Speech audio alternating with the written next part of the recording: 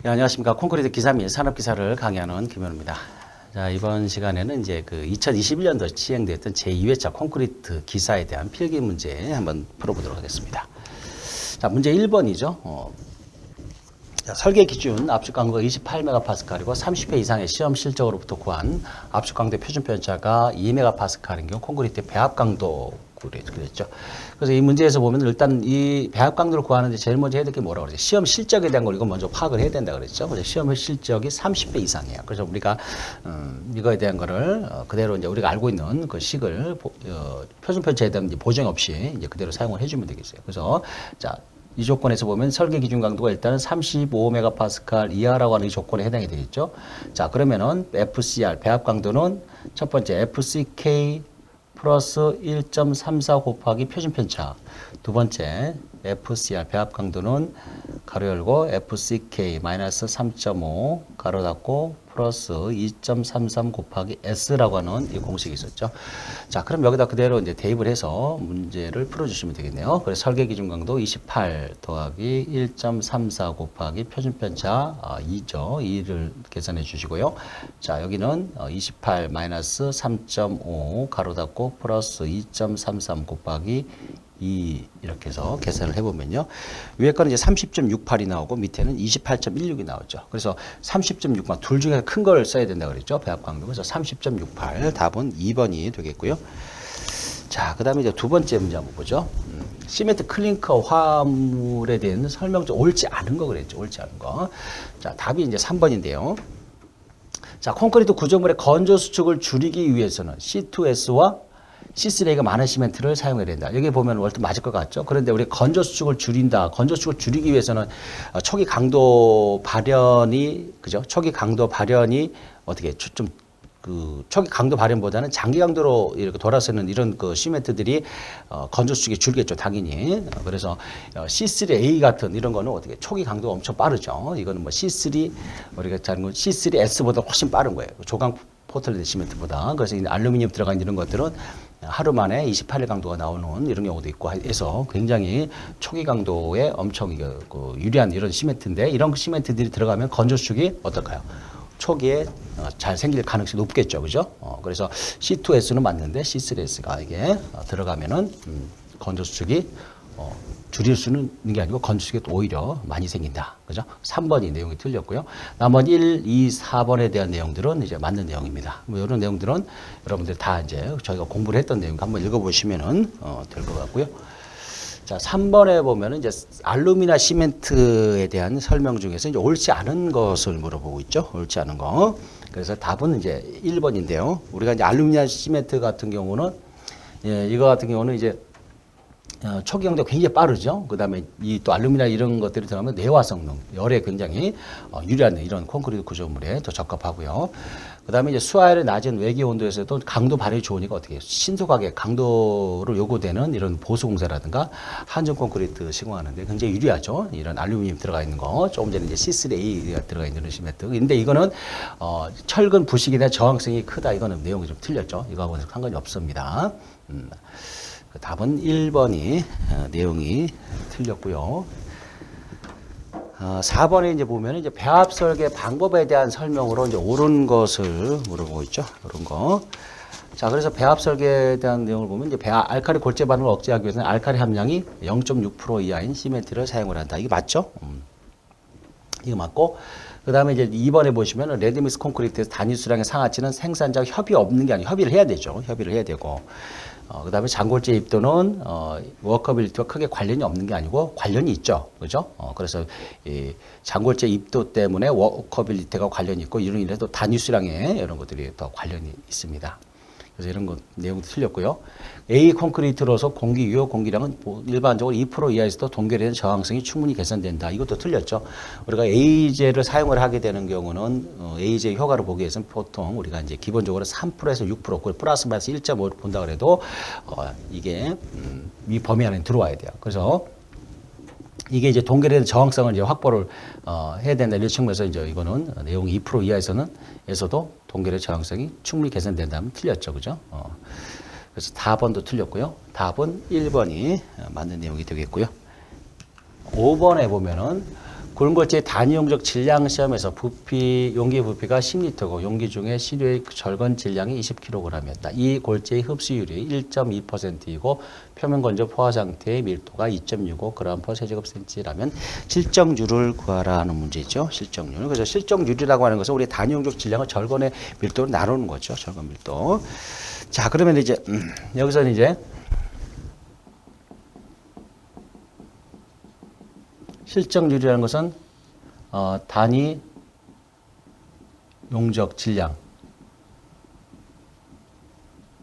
용적 질량을 뭘로 나눠요? 절건 밀도로 나누는 거죠. 절건. 곱하기 100. 이렇게 해야 되죠. 근데 이제 여기서 우리가 알아야 될 건 뭐예요? 단위 용적 질량에 대한 이걸 하나 구해야 되겠죠.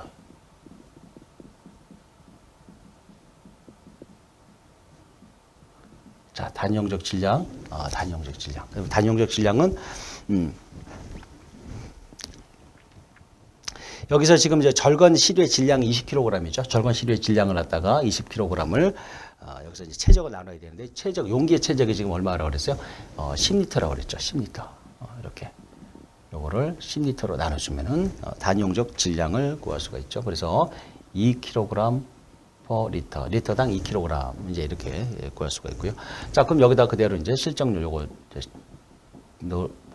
넣어서 구해보면요. 실정률은 절건 밀도가 2.65죠. 2.65. 네, 2 곱하기. 자, 그런데 이걸 쓰려고 했더니 지금 여기서 절건 밀도를 쓰려고 했더니 이 시료에 대한 절건 표면 건조 포화 상태의 표건 밀도가 있어요. 그죠? 그러면 여기서 지금 절건 밀도를 쓰지 않고 그럼 뭘 써요? 표건 밀도를 써야 되겠죠. 그죠? 표면. 그죠? 이 식에 대한 게 하나 이제 더 있죠. 우리가 이거를 표건 밀도를 이제 구할 때. 그래서 이거는 표건 밀도 분의 단위 용적 질량 용적 질량에다가 여기다가 곱하기 100 플러스 흡수율이라는 게 있었죠. 그죠? 100 플러스 흡수율 이렇게 해주는 공식을 또 하나 있었어요. 그래서 절건 밀도는 그대로 써주지만은 표건 밀도가 나왔을 때는 표건분의 단위 용적 질량 곱하기 100 플러스 흡수율이라는 이 공식을 별도로 고려해서 구해줘야 된다. 자, 그러면은 여기서 요거는 이제 표건 밀도니까 여기 나와 있는 2.65 이건 표건밀도 그대로 가면 되겠네요. 2.65 표건밀도 그대로 가고요. 곱하기 이제 100 플러스 여기서 흡수율에 대한 부분이 지금 1.2%죠. 1.2. 이렇게 해서 정리를 해보시면은 76.4% 이렇게 나오죠. 그죠? 그래서 실정률은 이제 답 4번이 되겠습니다.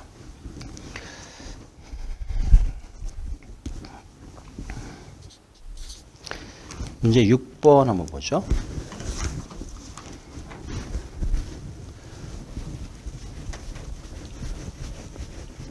자, 6번에 콘크리트의 배합 강도를 결정하기 위해서 압축 강도의 시험 실적이 필요하다. 시험 횟수가 29회인 경우 표준편차의 보정 개수를 사용하는데 다음 중 그 값이 틀린 거 그랬죠. 다음 중 답은 이제 3번이죠.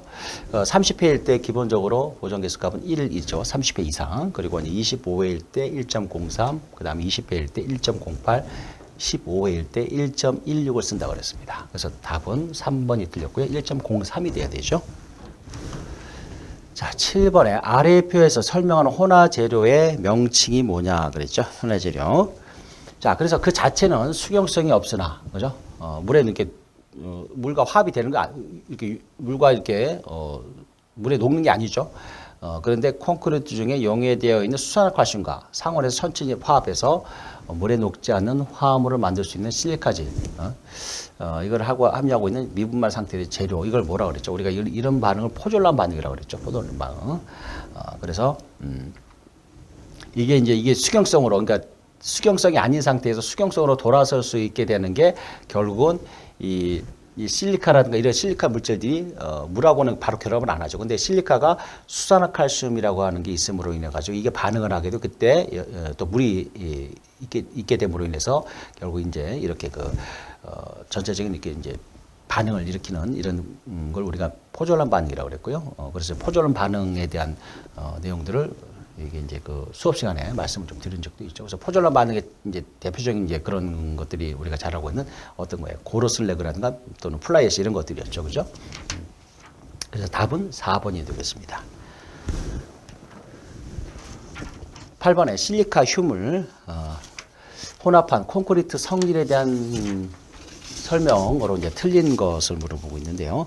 자, 여기서는 이제 4번이 이제 틀렸습니다. 그래서 보면 실리카 휴문 비표면적이 작고 미연소 탄소를 함유하지 않기 때문에 목표 공기량을 유지하기 위해 혼합률이 증가함에 따라 AG의 사용량을 증가시킬 필요가 없다 되어 있는데 비표면적이 이제 이거는 실리카 휴문 이제 비표면적이 크죠. 그래서 보통 이제 실리카 휴문 일반적인 보통 포틀랜드보다 한 70배 정도, 7, 80배 정도 이렇게 그 비표면적이 훨씬 커요. 훨씬 크고 그리고 미연소된 이 탄소를 또 함유를 하고 있고 그리고 AG가 흡착되기 때문에 이런 그 소요 공기량을 얻기 위해서 혼합률의 증가에 따라서 AG 사용량을 증가를 시켜줄 필요가 있습니다. 그래서 실리카 휴무에 대한 요 내용이 좀 틀렸고요. 그래서 이것과 관련해서 이게 이제 출제가 또 예전에도 그 기출 문제로 좀 출제가 됐죠, 이게. 그래서 이런 내용들은 조금 알아두시면 좋겠어요. 자, 그 다음 나머지 1, 2, 3번에 대한 내용은 일반적인 그 내용들인데 이건 다 맞는 내용이고요. 한번 이제 여러분들이 읽어서 정리를 해 주시면 되겠습니다. 답은 4번이죠, 4번. 자, 다음 표는 골재의 함수 상태에 따른 질량을 측정한 결과를 나타내는 것이다. 자, 잔골재의 흡수율과 표면 수율은 어떻게 되겠는가 하는 거죠. 자, 그래서 여기에 대한 거 우리가 이제 그 공부를 그동안 계속 해왔죠, 그죠? 그래서 한번 또 다시 한번 보죠. 자, 골재의 성상을 보면은 이제 일단은 절건 상태라고 그랬고요. 이게 완전히 이제 그 항공기에 들어가서 105도 플러스 마이너스 5도에서 내외부의 물기를 완전히 제거한 상태. 그 다음에 이제 공기 중의 상태가 있죠. 이거를 우리가 기건 상태라고 그랬고요. 그 다음에 이제 표건 상태다 그랬죠. 표건이라고 하는 것은 뭐였죠? 표건이라는 것은 외부는 드라이 완전히 말라 있고 내부는 100% 물이 차 있다고 하는 이 상태로 보는 거죠. 자, 그 다음에 수분 상태가 있었어요. 그리고 이때 이제 공기 중의 기건이라고 그랬고요. 여기서 우리가 이렇게 구간을 나눌 때 여기서 절건에서 표건 상태를 물을 안에 내부에 100% 흡수되는 걸 이걸 우리가 흡수량이라고 그랬죠. 그죠? 그리고 표면에서 이제 완전히 내부는 다 차 있고 표면에 이제 물이 또 이렇게 이제 이렇게 이제 또 젖겨 있는 이런 상태. 그래서 이거를 뭐라고 그랬죠? 표면 수량이라고 그랬죠. 표면 수량이라고 그랬어요. 그죠? 그래서 우리가 흡수량을 구하기 위해서 이거에 대한 걸 흡수율을 백분율로 나타내 보면 흡수율이라는 걸로 이렇게 표현을 해 보면요. 자, 여기서 기준이 뭐라고 그랬어요? 항상 분모의 기준은 절건 상태죠. 시작이 여기서부터니까 절건 질량. 자, 그다음에 여기서 여기까지 차이를 보는 거죠. 그래서 표건 질량 마이너스 절건 질량. 그다음에 곱하기 100을 해 주면 되는 거고요. 자, 표면 수량. 자, 이거는 어떻게 될까요? 여기서부터 여기까지니까 기준이 표건에서부터 시작돼야 되겠죠. 그래서 분모를 표건 질량. 자, 그 다음에 수분 질량 마이너스 표건 질량 곱하기 100을 해줍니다. 자, 이렇게 해서 계산을 해보는데요. 그러면 이제 절건 질량일 때 얼마죠? 절건 상태의 질량이 470이죠. 470이고요. 표건 질량은 그다음에 여기서 표면 건조 포화 상태일 때 500이에요. 500을 넣어주고요. 여기다 또 절건 질량 그대로 470을 넣어서 계산을 해주시면 되겠죠. 이렇게 계산을 해보면 6.38%가 나오고요. 여기는 다시 한번 이쪽에 이제 계산을 해보면요. 표건 질량 500이고요. 여기는 수분 질량에 대한 게 520이죠. 수분 상태 질량 여기 520. 여기 520이 되겠고요. 표건 질량 500 요걸 넣어서 곱하기 100을 해봤더니 4%가 나오죠. 그래서 답은 4번이 되죠. 자, 10번 문제 한번 봐보죠. 자, 콘크리트형 재료에 대해 주어진 상황에 따라 실시한 재료 시험으로 이제 틀린 것을 물어보고 있는 거죠. 자, 그래서 여기서 이제 틀린 내용에 대한 거는 이 3번이죠. 3번. 그래서 석고를 10% 첨가하여 제조한 시멘트를 사용하면 시멘트 경화체 이상 팽창을 일으킬 수 있으므로 길모어침에 의한 응결 시험을 실시하였다 이렇게 돼 있죠. 그래서 이게 이제 시멘트 이상 팽창에 대한 거죠. 이 시멘트 이상 팽창에 대한 시험은 뭘로 하는 거죠? 우리가 오토클레이브 팽창도 시험이라는 곳이 있죠. 이거 이제 길못 치면 응결에 대한 이제 시험을 하는 거고 팽창과 관련돼서는 오토클레이브 팽창도 시험이라는 거. 3번이 틀렸고요. 1번, 2번, 4번은 맞는 내용입니다. 여러분들이 이제 요거 내용 한번 그대로 쭉 암기하시고 또 한번 정리해 두시면 좋겠습니다.